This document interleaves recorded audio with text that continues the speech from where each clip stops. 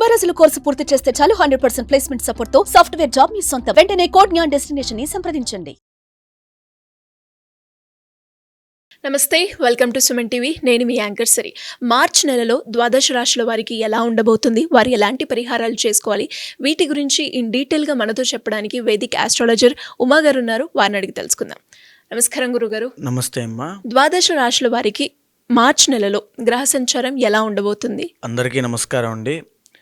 ఈ మార్చి నెల అంటే ఈ మాసంలో చాలా మార్పులు జరగబోతున్నాయి. ఎందుకు అంటే ఈ నెల ఆఖరిలో, ఈ మాసం చివరిలో శని యొక్క ట్రాన్సిట్ జరగడం వల్ల కొంతమందికి ఏలినాటి శని లేదా శని దోషములు పోతున్నాయి, కొంతమందికి శని దోషాలు పట్టబోతున్నాయి ఈ మాసం చివరిలో. అదేవిధంగా ఇదే మాసం చివరిలో 28, 29, 30వ తారీఖుల్లో షష్టగ్రహ కూటమైనటువంటిది ఏర్పడబోతోంది. దానివల్ల ద్వాదశ రాశులకి 12 రాశుల మీద కూడా ఈ యొక్క ప్రభావం అనేది తీవ్రంగా పడబోతోంది. ఐదర్ పాజిటివ్ అయినా నెగిటివ్ అయినా ఖచ్చితంగా పడుతుంది. దాని గురించి డిస్కస్ చేసుకోవాలి అండ్ దాని గురించి తగిన జాగ్రత్తలు కూడా చెప్పాలి. అదేవిధంగా ఈ మాసంలో రవి యొక్క ట్రాన్సిట్ కూడా మార్చి 15వ తారీఖు తర్వాత జరగబోతోంది. మార్చి 15వ తారీఖు వరకు కుంభంలో సంచరిస్తున్నటువంటి రవిగ్రహ సంచారము 15 తర్వాత మీనంలోకి ఎంటర్ అవ్వబోతున్నారు. కాబట్టి దానివల్ల కూడా కొంత మార్పులు అనేవి ఉద్యోగరీత్యా, పదవి యోగాల రీత్యా ప్రతి రాశికి కొన్ని మార్పులు జరగబోతున్నాయి. అయితే ఈ మాసము గ్రహ సంచారము చూస్తే వృషభంలో గురుగ్రహ బృహస్పతి సంచారము, మిథునంలో కుజగ్రహ సంచారము, కన్యలో కేతుగ్రహ సంచారము, కుంభంలో రవి శనుల యొక్క కంజంక్షను. రవి మార్చి 15 వరకు మాత్రమే కంజంక్షన్లో ఉంటారు, ఆ తర్వాత మీనంలోకి వెళ్ళిపోతారు. మీనంలో చంద్ర, శుక్ర, రాహు, బుధుల యొక్క సంచారం నడుస్తోంది. కుంభరాశి వారికి మార్చ్ నెలలో వివాహపరంగా కావచ్చు, విద్యాపరంగా, అలాగే సంతానపరంగా ఎలా ఉండబోతుంది, వారు ఎలాంటి పరిహారాలు చేసుకోవాలి గురుగారు? కుంభరాశి వాళ్ళకి ఈ మాసము, ఈ మార్చి మాసంలో కావచ్చు, ఫాల్గుణ మాసంలో కావచ్చు, 2 గ్రహాలు మాత్రమే యోగిస్తున్నాయని చెప్పొచ్చండి. కుంభరాశి వాళ్ళకి ఈ మాసం అంత అనుకూలంగా లేదు గ్రహస్థితి. కాబట్టి చాలా జాగ్రత్తగా ఎవ్రీ ఆస్పెక్ట్ ఆఫ్ లైఫ్లోనూ చాలా జాగ్రత్తగా అడుగులు వేయాలి. మొదటి నుంచి మనం చూసుకుంటే లగ్నంలో రవి యొక్క సంచారము, రవి శనుల యొక్క కంజంక్షన్ నడుస్తోంది. ఆరోగ్యపరమైన ఇబ్బందులు తీవ్రమయ్యే అవకాశాలు కనబడుతున్నాయి. బికాజ్ రవి ఎప్పుడైతే బలంగా లేడో ఆరోగ్య ప్రదాత, ఆరోగ్య ఇబ్బందులు, టైం టు టైం ఫుడ్ తీసుకోక, పని మీద ఎక్కువ పనులు విపరీతంగా చేసి భోజనం చేయడానికి కూడా ఖాళీ లేనంతగా వీళ్ళ యొక్క పనులు పెరిగి తద్వారా అనారోగ్య సమస్యల్ని, ఆరోగ్య నష్టాన్ని తెచ్చుకుంటారు.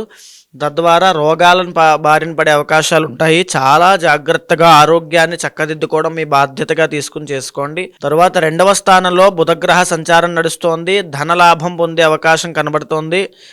వినోద కార్యక్రమాల్లో, విద్య నేర్చుకునేటువంటి, నాలెడ్జ్ పెంచుకునేటువంటి పనుల్లో పడి ఎంతో గొప్ప ఆ జ్ఞానాన్ని సంపాదిస్తారు. ధనలాభం ఖచ్చితంగా కలిగే అవకాశాలు కనబడుతున్నాయి. 2వ స్థానంలోనే శుక్రగ్రహ సంచారం నడుస్తోంది. ధనలాభము, వస్త్రలాభము, వాహన లాభాలు, శుభకార్యాల్లో పాల్గొనేటువంటి యోగాలు బుధ శుక్రుడు యోగించడం వల్ల అద్భుతంగా యోగిస్తున్నాయి అని చెప్పచ్చు. ఆకస్మిక ధనలాభము, డబ్బులు కావాలి అనుకున్నప్పుడు, అవసరం ఉన్నప్పుడు ఖచ్చితంగా ఆ అవసరానికి తగ్గట్టుగా డబ్బులు అందుతాయి. అది చాలా మంచి యోగము, ఖచ్చితంగా చాలా బాగుందని చెప్పచ్చు.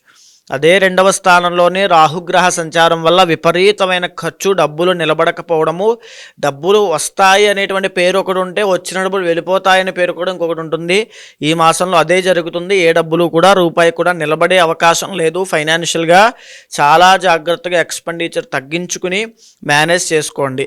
4వ స్థానంలో గురుగ్రహ సంచారం నడుస్తోంది. దీనివల్ల మనోవిచారం పెరగడము, ఆర్థిక సమస్యల విషయంలో ఏమిటి ఇలా వస్తున్నాయి, ఇలా వెళ్ళిపోతున్నాయి, ఏంటి డబ్బులు నిలబడట్లేదు, ఎందుకు సంపాదిస్తున్నాను, ఎందుకు కష్టపడుతున్నాను, నా జీవితం ఇంతేనా అనే ఒక బాధ, ఒక విచారము, మనశ్శాంతి లేకపోవడం లాంటివి జరుగుతూ వేధిస్తూ వెంటాడుతూ ఉంటాయి. అది ఖచ్చితంగా కనబడుతుంది. దీంతో పాటుగా 5వ స్థానంలో కుజగ్రహ సంచారము బ్లడ్ రిలేటెడ్ ఇష్యూస్ కానీ, ఫీవర్ కానీ, కొత్త ప్రదేశాలకు వెళ్ళడం వల్ల వచ్చేటువంటి ఆరోగ్య సమస్యలు కానీ, ఇలాంటి విషయాల్లో చాలా ఇబ్బంది పడతారు. అష్టమంలో కేతుగ్రహ సంచారం కూడా అనారోగ్య సమస్యలకి, మానసిక ఒత్తిడికి, యాంగ్జైటీకి, ఓవర్ థింకింగ్ ప్రాబ్లంకి, నెగిటివ్ థింకింగ్కి, డిప్రెషన్కి తీసేటువంటి అవకాశాలు కనబడుతున్నాయి. వెరీ కేర్ఫుల్గా ఉండాల్సినటువంటి సమయం ఇది. అయితే బుధ శుక్రుడు మాత్రమే వీళ్ళకి యోగిస్తున్నారు కాబట్టి మిగతా గ్రహాలు ఏది గ్రహస్థితి అంత అనుకూలంగా లేదు. పై అధికారులతో కూడా ఇబ్బంది పడేటువంటి అవకాశాలు ఇవన్నీ కూడా కనబడుతున్నాయి. సో ఇంటర్నల్ జాతకం చూసుకోండి. జాతకంలో యోగాలు బాగున్నట్లయితే అద్భుతంగా ఈ ప్రాబ్లమ్స్ నుంచి ఓవర్కమ్ అవుతారు ఖచ్చితంగా. లేదు అనుకుంటే ఖచ్చితమైనటువంటి ఇబ్బందులు ఉంటాయి. కాబట్టి వెరీ కేర్ఫుల్గా ఉండడానికి ప్రయత్నం చేయండి. మీ ఎఫర్ట్స్ పెంచండి. ధనలాభం ఖచ్చితంగా కలుగుతుంది. ఖర్చు పెట్టద్దు, ఖర్చులు తగ్గించుకోండి. ఆరోగ్యం పట్ల ప్రత్యేకమైన శ్రద్ధ తీసుకోండి. ఈ మాసం చివరిలో కలిగే షష్టగ్రహ కూటమి మీకు 2వ స్థానంలో పట్టబోతోంది. కాబట్టి మాట విషయంలో చాలా జాగ్రత్త. ఎవరికి మాట ఇవ్వద్దు. మాట ఇచ్చి నష్టపోయే అవకాశాలు ఉంటాయి. ఆర్థిక పరంగా దాచుకున్న డబ్బులు కూడా ఏదో విధంగా ఖర్చు అయిపోయే అవకాశాలు కనబడుతున్నాయి. కుటుంబపరమైన ఒత్తిళ్లకు గురయ్యే అవకాశం ఉంటుంది. ఈ 3 విషయాల్లో ప్రత్యేకమైన శ్రద్ధ తీసుకోండి. ఇంటర్నల్ జాతకంలో ఏవైనా దశ అంతర్దశల్లో దోషాలుంటే వాటికి తగినటువంటి శాంతి పరిహారములు ఆచరించుకోవడం వల్ల వెంటనే శీఘ్రంగా వాటి నుంచి తప్పించుకుని ఉపశమనాన్ని పొందుతారు.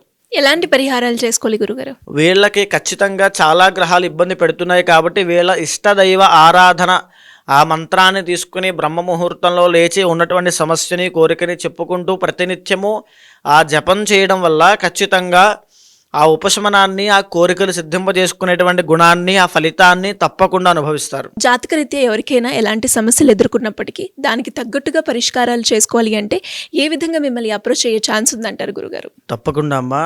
ఏదైతే మనం మాస ఫలితములు, వార ఫలితములు, తర్వాత సంవత్సర ఫలితములను మాట్లాడుకుంటున్నామో అది గోచార ఫలితంగా మన మీద 30 నుంచి 45% మాత్రమే ప్రభావితం చూపిస్తుంది.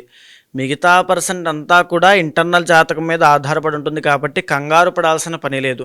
కొన్ని రాశుల వారికి యోగాలు బాగాలేని డిసప్పాయింట్ అవ్వాల్సిన పని లేదు. కొన్ని రాశుల వాళ్ళకి రాజయోగం ఉంది కదా అని చెప్పి ఏ పని చేయకుండా ఖాళీగా కూర్చోవాల్సిన అవసరమూ లేదు.